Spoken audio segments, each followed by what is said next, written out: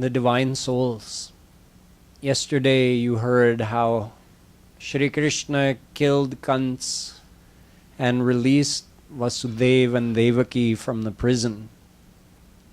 And when he stood before them with Balaram, they stood with folded hands at a distance in awe of him because they saw him as Bhagwan. Shree Krishna, seeing those feelings that they had in their heart of distance and formality with him, he called upon his Yogamaya Shakti, which has the power to make his devotees forget that he is God, and even has the power to make him forget he's God. And using the effect of Yogamaya Shakti, he started talking to his parents. And first he and Balaram did pranam. They touched his parents' feet. Imagine God bowing down to a soul, humbly touching that soul's feet. For him, for Shree Krishna, that was not a soul, that was his mother and father. And now for Devaki and Vasudeva, that was not God, that was their very own son. And he said, Mother, Father, we haven't been able to serve you properly as a son should because we've been away from you. We haven't gotten to receive your affection and your love. Now that Kans is gone, we'll get to stay here with you. So Devaki and Vasudeva forgot all about those thoughts of, oh, Krishna is God. All of that was gone with a few words of Shree Krishna and humbly bowing down and touching his parents' feet. And they took Krishna and Balaram into their arms, sat them on their lap, and gave them all their love. As I mentioned yesterday, now that Kans was gone, all of Shree Krishna's extended family, all the Yadus, they all came from far and wide back into the kingdom of Mathura. And Shree Krishna installed Ugrasen, his Nanaji, as the king. And after that, Vasudevji arranged to again have the birth ceremony performed for Shree Krishna, since he never got the chance to do it in Mathura the first time. And after that, they did the Yagyopavit ceremony as well. So after that, Krishna and Balaram had to go to school. Up until now in the Braj leelas, Shree Krishna never went to school. In fact, one day Mother Yashoda told him, you should study something. Lala, you're getting old enough now. Krishna tvam patha kim pathami nanure. Oh Krishna, it's time for you to patham. It's time for you to study. Kim pathami. What should I study, Mother? Shastras. Lala, there's some great books, like Ved, Upanishad, Brahma Sutra, Nyay, Vaisheshik. Should study these books. Mother, what will I get by studying those books? You'll get gyan. You'll get knowledge. And from knowledge, you'll get vairagya. You'll get detachment from the world. Then what will I get, Mother? Once you get detachment from the world, you can get mukti. Shree Krishna says, Mother, you can keep your mukti. I don't want mukti. I just like breaking the gopis' butter pots. So you can keep your education. I'm not interested. I'm just going to go play with my friends. This was Krishna in Braj. pure madhurya, no almightiness, no acting like God whatsoever, even a trace of it. But now that he's gone to Mathura, a small part of that madhurya has been hidden. This is now a different roop of Sri Krishna. Although we still call him Krishna. See, if he had gone back to his divine abode and then come back to Mathura, we'd say, oh, it's a different avatar. It's Mathuradhish Sri Krishna.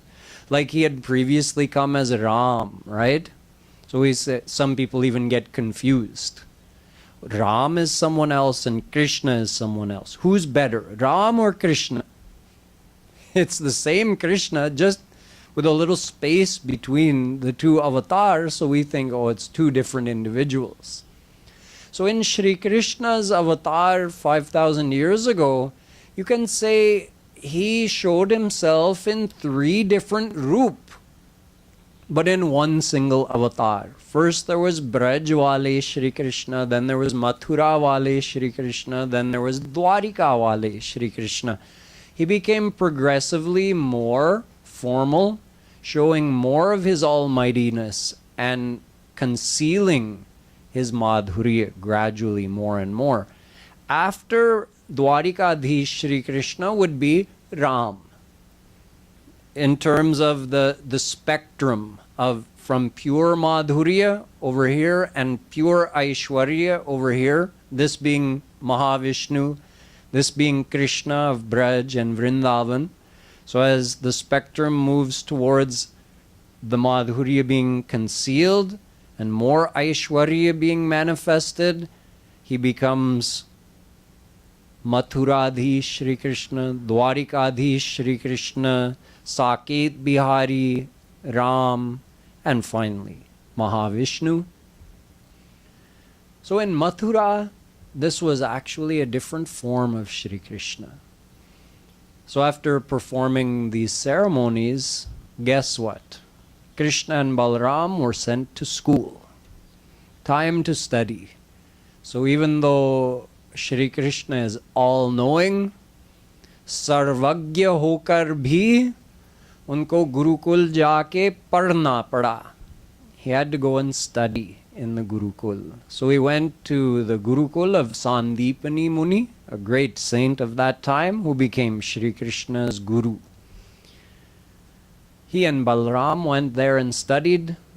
There they studied Vedas, Upanishads, Darshan Shastras, Upavedas, Vedangas. So they even studied Dhanurved, Rajniti. They studied everything they needed to in terms of spiritual knowledge and also for what they would know to act as rulers. And then they came back. Whatever Guruji taught them, he only had to say it once and they remembered the whole thing. So within a very short period of time, they mastered all of that knowledge and they came back to Mathura.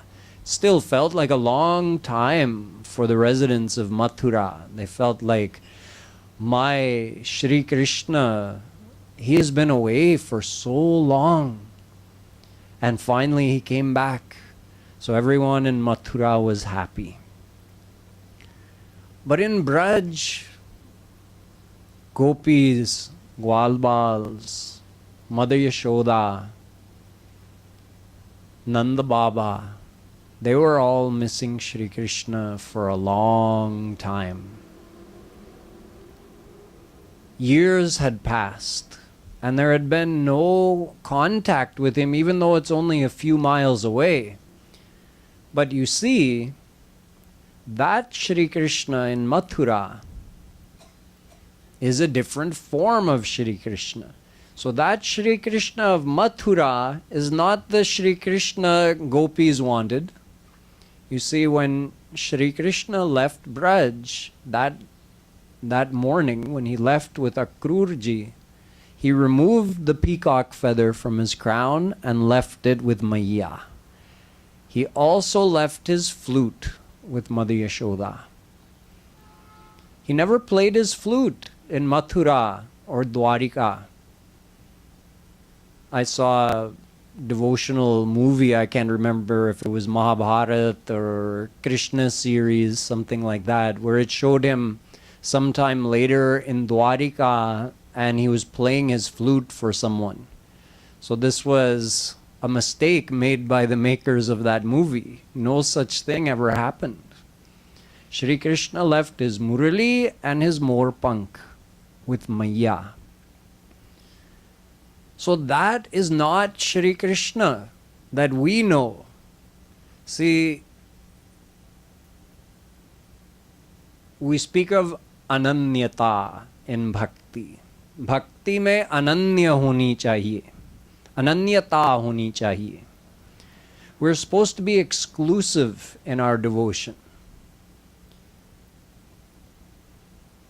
What that means is, although Shri Krishna has many forms, unlimited forms, we're supposed to love him in one form only because we're trying to attach our heart to him. That's not possible if we keep changing his look and his form, you can say. We have to choose one form. So even though technically the same Shri Krishna is in Braj, Vrindavan, Mathura, Dwarika, Saket, Vaikunt, but we have to choose one form and love him in that one form.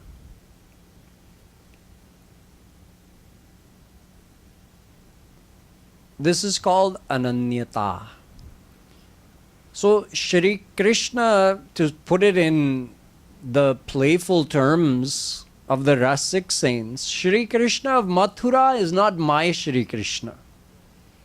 Shri Krishna of Dwarika is not my Shri Krishna. No, no, no. I want Shri Krishna of Braj, who plays in the dust with the Gwalbals, who dances for Chach, who breaks Gopis' pots, who wears the Morpank and has the flute. That is my Shri Krishna. I'm not interested in Shri Krishna of Mathura. So even though Mathura was right there, literally less than 10 miles away, still nobody from Braj went over there. No Gopi, not Maya Yashoda, no Gwalbal. None of them went to visit their Kanha. Can you imagine? Because that's not my Kanha over there in Mathura. No, no, he's a ruler. Bade aadmi ho gaye. No, my Kanha wears the peacock feather and plays the flute. So Gopis, Mother Yashoda, Nanda Baba, Gwalbals, the cows, everybody, they were missing Shri Krishna so much.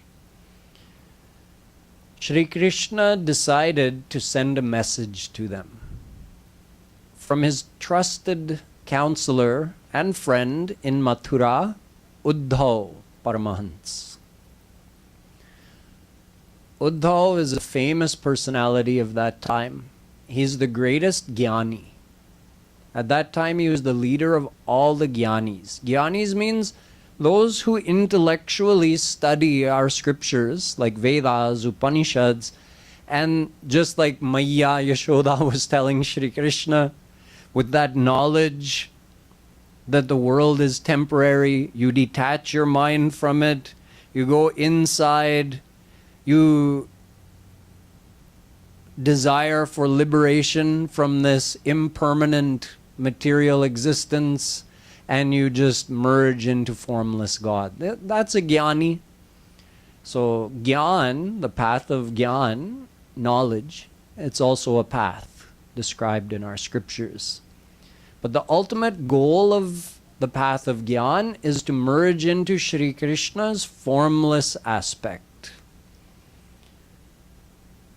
into his Nirakar aspect. Shri Krishna, I said there's a spectrum, right? From the side where his Madhurya is fully expressed, gradually concealed, more and more Aishwarya in the form of Mahavishnu, it's pure Aishwarya. And if even the Aishwarya is hidden, So all of Shri Krishna's powers are dormant. Then he's formless.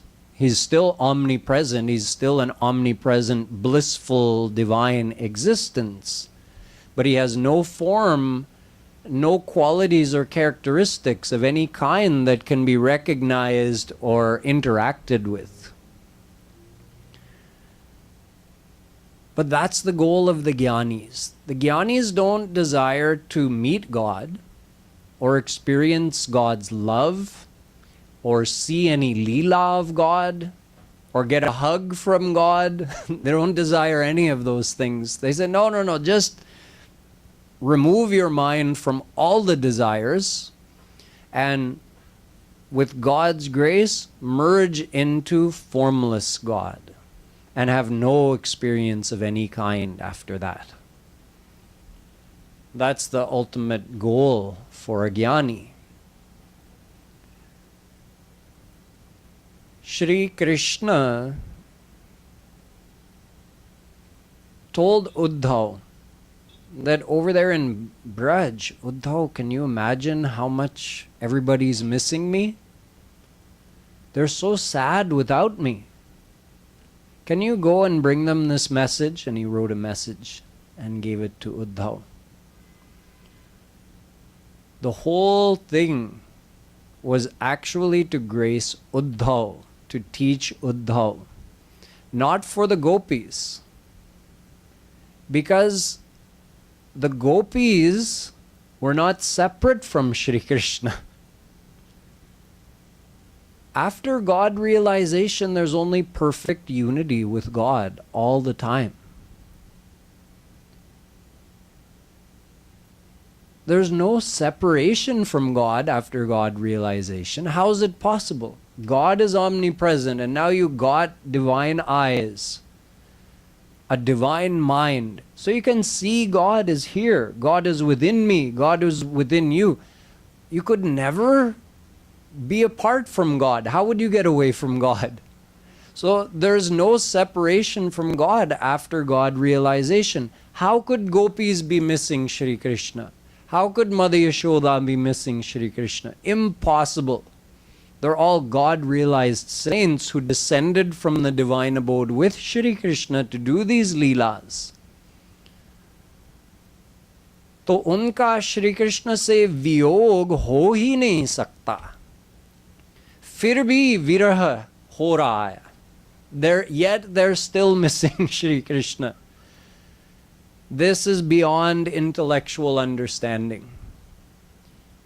You see, after God realization, soul and God have a state of total unity always and forever.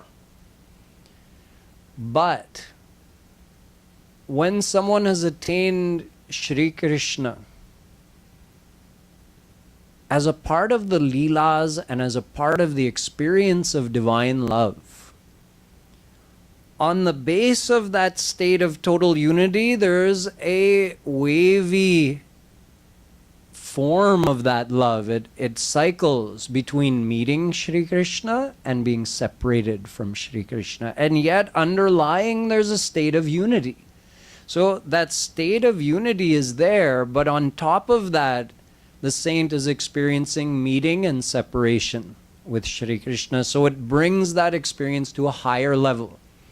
Don't try to understand what I'm saying because it has to be experienced.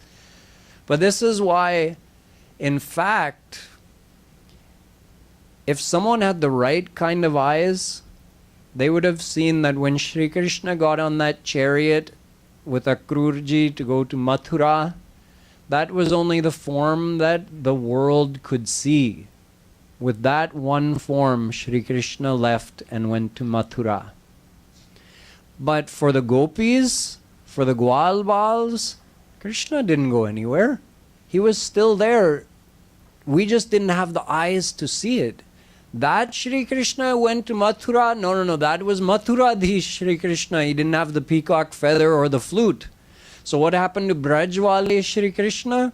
He became invisible for ordinary people, but was still there playing with Radha, Gopis, Gwalbals.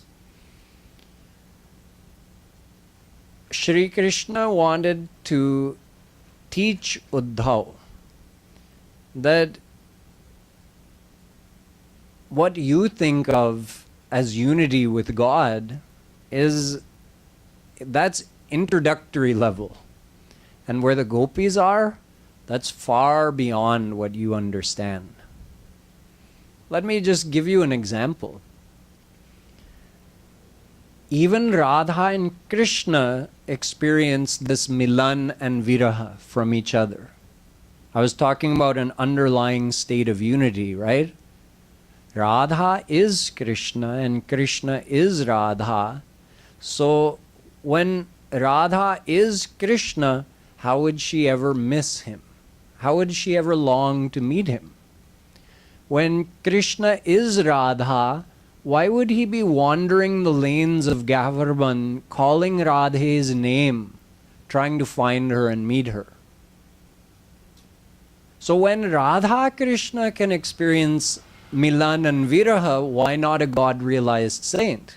And yet there's an underlying oneness. This is the miracle of that divine prem, that divine love. Without this, it's just a simple, divine, unlimited, blissful experience with no form, no interaction, just one kind of experience. And in divine love, it's an infinite, there's infinite variety of experiences, and it's ever increasing. Pratikshana vardhamanam.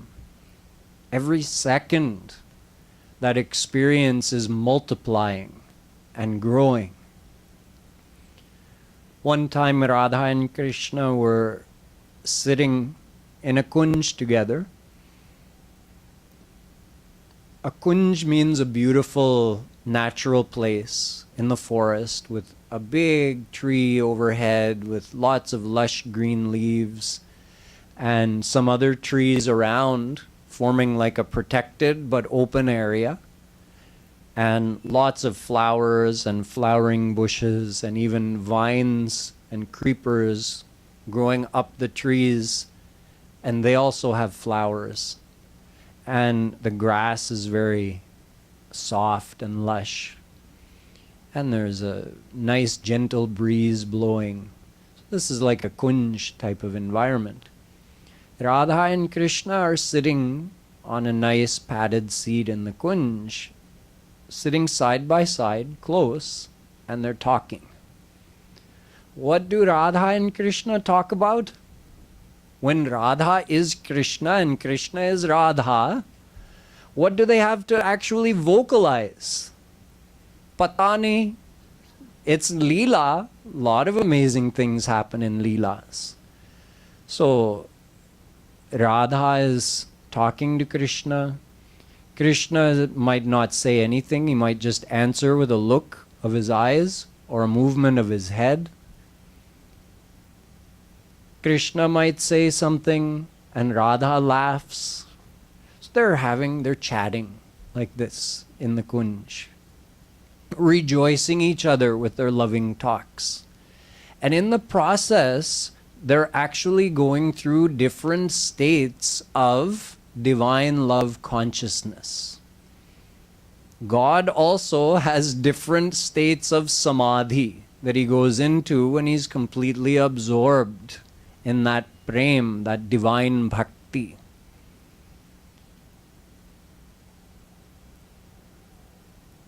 So, one of the states of this consciousness is when Shri Krishna believes himself to be Radha and Radha believes herself to be Shri Krishna. So now think, Radha and Krishna are sitting in the kunj and they're talking. Gopis are observing from outside. They're not directly involved, they're just observing.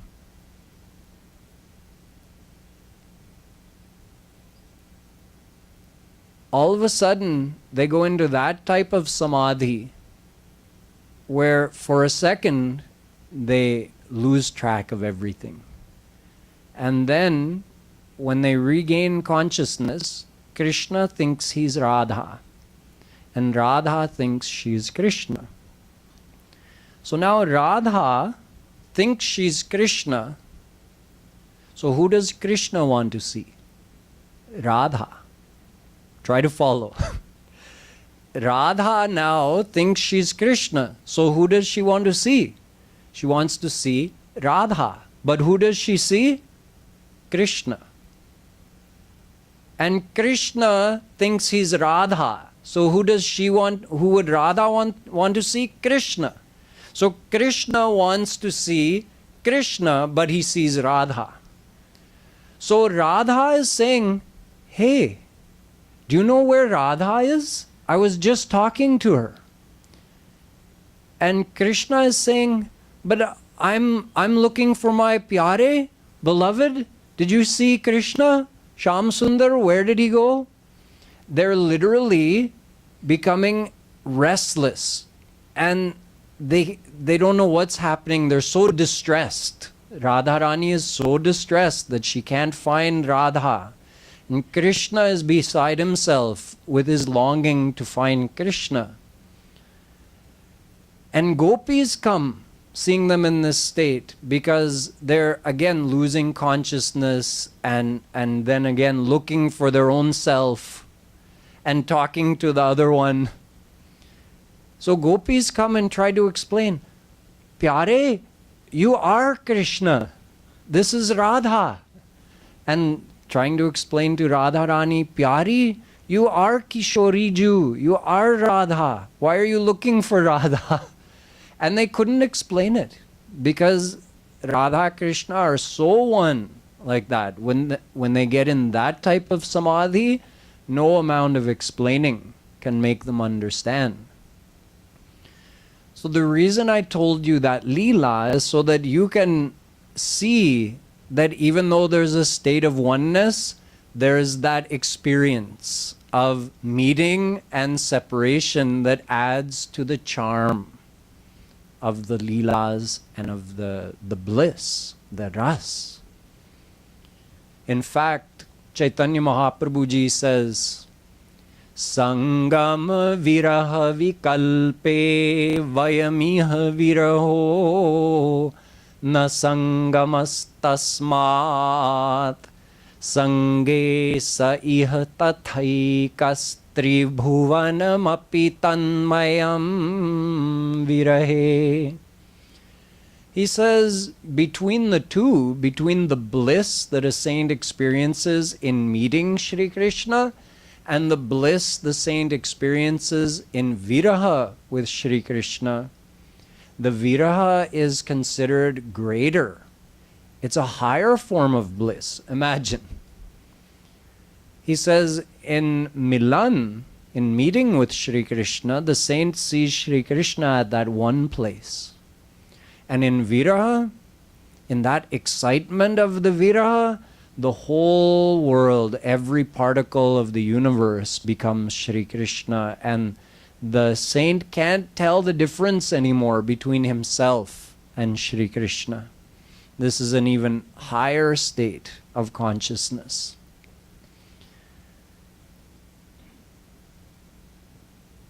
So those Brajvasis, although they played the part of simple forest-dwelling cow herders, they're the highest saints. Their knowledge of God exceeded the knowledge of any jnani or yogi or any other bhakt who attained God in any other form but never experienced the ras of Radha Krishna leelas.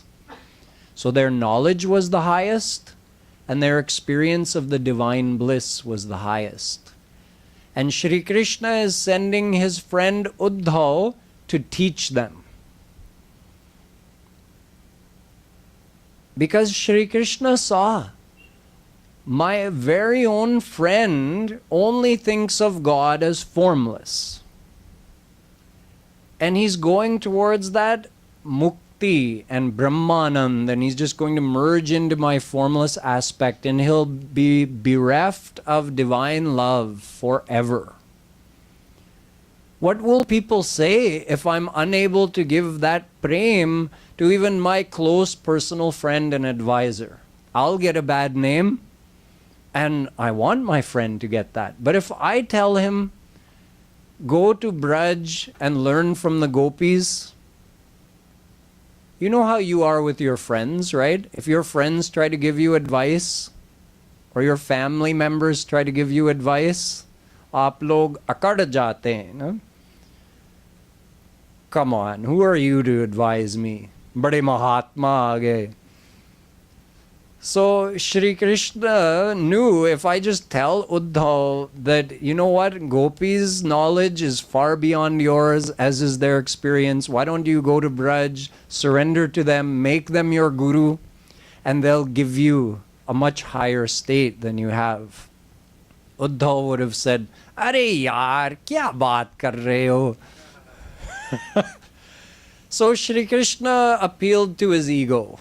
He said, "Oh, Uddhav, you know those Gopis, they're struggling in my absence. They're so sad without me. You know how people are when they're attached and they lose the object of their attachment." "Oh, yes, I know what you're talking about." "Yeah, well, Uddhav, see, I've written this message to them. Please take this to them and give it to them and try to console them." "Oh, yes, what should I do?" "Teach them yoga, Uddhav. Teach them, because yoga means joining, right? They're missing me. So teach them that, your Atma and Paramatma is omnipresent. In fact, you are Brahm. Isn't that what you do in Gyan Marg, Uddhav?" "Oh, yes. So teach them all of that. Then they'll stop missing me." See, a big misconception a lot of people have about the path of bhakti is that bhakti is just emotion. There's a big difference between emotional attachment in the world and that same emotional attachment applied towards Sri Krishna. But Sri Krishna was using this misconception to have his friend go, "Oh, yes, they're so attached. Yeah, let me teach them to remove all that emotional attachment from you and just merge their mind into oneness with formless God. Yes, that will be much better. Then they won't miss you anymore." So with this intention, Uddhav went to Braj, and Sri Krishna had something else completely, another plan entirely in his mind, which he didn't tell Uddhav. So Uddhav took his chariot and he went to Braj. When he arrived in the late afternoon, there was so much dust because the cows were coming back at that time. Nobody saw him. And he went straight to the house of Nanda Baba and Yashoda and spent the whole night talking with them about Krishna's leelas. So the Gopis didn't even know he was there. Gopis and Radha didn't even notice that Uddhav had arrived from Mathura. But the next morning, once the sun rose, they saw his chariot. And at that time, the Uddhav Gopi Samvad, which is one of the most important parts of the Bhagwatam, which has been described in detail in many songs of saints like Surdas Ji and Kripaluji Maharaj. This Samvad, this meeting between Uddhav and the Gopis, happened that next morning. So what happened when the Gopis and Uddhav talked, you'll get to hear tomorrow. Boli Vrindavan Bihari Lal Ki.